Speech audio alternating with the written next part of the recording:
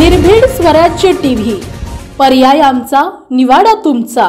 राज्यातील Pune Porsche car अपघात प्रकरण गाजत असताना या प्रकरणाची बुलढाण्यात पुनरावृत्ती झाली आहे। बुलढाणा जिल्ह्यातील खामगाव शेगाव रोडवर 2 जुलै रोजी महागड्या भरधाव कारने खामगाव येथील वैभव शिंदे नामक 28 वर्षीय युवकाला जोरदार धडक देत उडवून दिले। या अपघातात वैभव शिंदे नाम युवकाचा मृत्यू झालाय।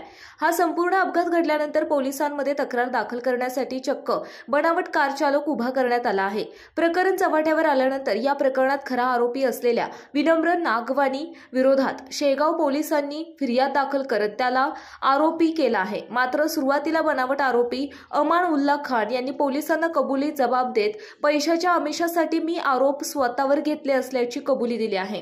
23 रोजी अंदाजे 4:30 वाजताच्या दरम्यान चिंचोली फाटा, शेगाव ते खामगाव रोडवरील चिंचोली फाटा येथे एक भरधाव अल्केनायझर गाडी ही शेगाववरून खामगावकडे जात असताना त्याच दिशेने, त्याच्या विरुद्ध दिशेने एक मोटरसायकल बाईक जो शिंदे मुलगा हा चालवत असताना तो चिंचोली येथे त्या गाडीला टक्कर झाली। त्यामध्ये त्याचा त्यामध्ये गंभीर जखमी झाला व त्या अल्केनायझरच्या गाडीमध्ये जे 4 इसम बसले होते त्या 4 इसमांनी त्याला सईबाई मोठे रुग्णालय शेगाव येथे नेऊन दाखल केले आणि त्यानंतर उपचार दरम्यान त्याचा मृत्यू झाला। त्यानंतर पोलीस स्टेशनमध्ये बरीच गर्दी जमली आणि फिर्यादीचे जे म्हणजे मृतकाचे जे मामा आहे जवळकर हे पोलीस स्टेशनला फिर्याद देण्यासाठी आले असता त्यांनी म्हटले आमचे नातेवाईक वगैरे यायचे, त्यामुळे ते नातेवाईक वाट पाहिली आणि बराच वेळ झाला। त्यांनी रात्री अंदाजे 3 तारखेला 3/7/2024 रोजी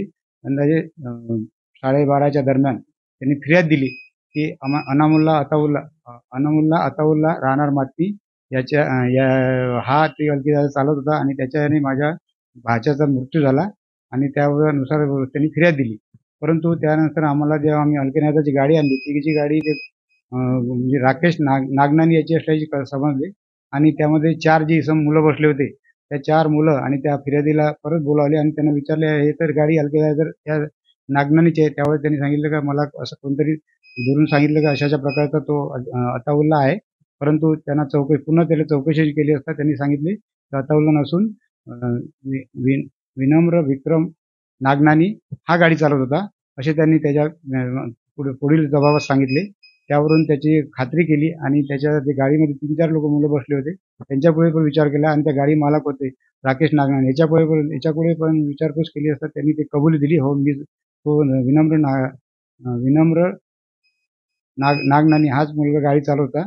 त्यावरून त्याला निष्पन्न केले, त्याने सुद्धा कबूल दिली। त्यावरून ते गाडी वगैरे ताब्यात घेतली, त्याला आरोपीला अटक केले, पोलीस न्यायालयात दाखल केले, न्यायालयातून एमसीआर झाला आणि आणखी पुढील तपास चालू आहे। त्यांनी ते नाव कोणाच्या आधारे दिले आणि कसे दिले त्याबद्दल पुढील तपास चालू असून आणखी त्यात काय प्रगती होते ते पाहणे उचित आहे। बुलढाणा जिल्ह्यातील महत्त्वाच्या घटना आणि घडामोडी पाहण्यासाठी तुम्ही निर्भीड स्वराज्य या चॅनलला अद्यापही सबस्क्राईब केलं नसेल तर आत्ताच जाऊन सबस्क्राईब करा आणि बेल आयकॉन दाबायला विसरू नका आणि फेसबुक पेजला शेअर आणि लाईक करा। पाहत राहा निर्भीड स्वराज्य।